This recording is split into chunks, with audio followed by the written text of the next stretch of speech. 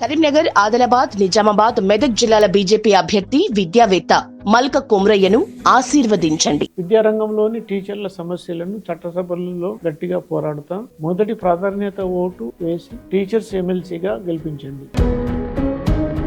నమస్తే, welcome to యూహెచ్వి. తెలంగాణలో రాజకీయాలు బైపోల్ చుట్టూ తిరుగుతున్నాయి. ఉప ఎన్నికలు వస్తాయని వారం రోజులుగా తెలంగాణలో హాట్ గా చర్చ జరుగుతోంది. జంపింగ్ ఎమ్మెల్యేలకు కూడా ఇదే గుబులు పట్టుకుంది. బీఆర్ఎస్ పార్టీ నుంచి గెలిచి అధికార కాంగ్రెస్ పార్టీలో చేరిన 10 మంది ఎమ్మెల్యేలపై కారు 6 నెలలుగా న్యాయ పోరాటం చేస్తోంది. సుప్రీం సూచనతో పార్టీ ఫిరాయించిన ఎమ్మెల్యేలకు స్పీకర్ నోటీసులు ఇచ్చారు. ఈ కేసుకు సంబంధించిన విచారణను ఈ నెల 10కి వాయిదా వేసింది సుప్రీంకోర్టు.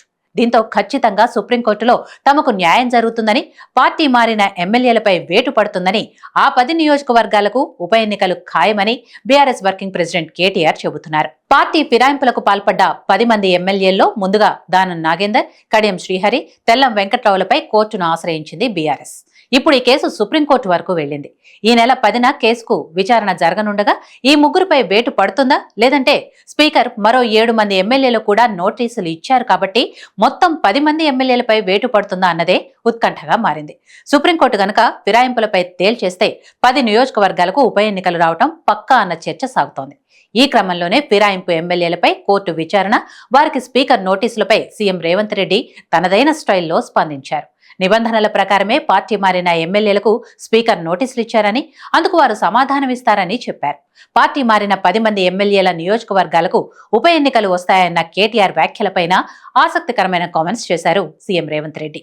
ఆ 10 నియోజకవర్గాలకు బై ఎలక్షన్ వస్తే సిరిసిల్ల నియోజకవర్గానికి కూడా ఉప ఎన్నిక వస్తుందని అన్నారు రేవంత్ రెడ్డి. ఇప్పుడు ఈ అంశమే రాజకీయ వర్గాల్లో ఆసక్తి రేపుతోంది. సిరిసిల్లకు బైపోల్ ఎలా వస్తుంది అనేది చర్చనీయాంశంగా మారింది. సీఎం రేవంత్ రొటీన్ గానే ఈ కామెంట్స్ చేశారా, లేక మరేదైనా కారణం ఉందా అన్నదే ఇంట్రెస్టింగ్ గా మారింది. కేటీఆర్ పై పలు అవినీతి ఆరోపణలున్నాయి.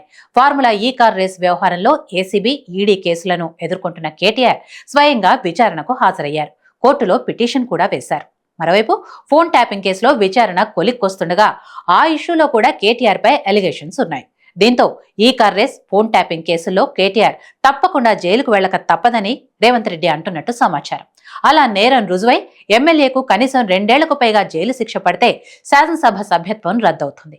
ఈ విషయాన్ని దృష్టిలో పెట్టుకునే కేటీఆర్ నియోజకవర్గమైన సిరిసిల్లకు ఉప ఎన్నిక వస్తుందని సీఎం రేవంత్ రెడ్డి కామెంట్ చేసి ఉంటారని కాంగ్రెస్ వర్గాల్లో చర్చ జరుగుతోంది. మరి కేటీఆర్ పై నమోదైన కేసులు, ఆరోపణలు బైపోల్ దాకా దారితీస్తాయా, లేక పొలిటికల్ గేమ్ లో భాగంగానే రేవంత్ అలా మాట్లాడారా అన్నది ఆసక్తికర చర్చకు దారితీస్తోంది.